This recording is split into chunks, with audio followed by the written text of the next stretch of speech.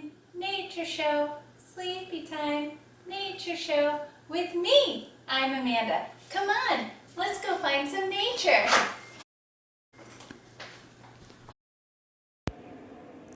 Sleepy time nature show.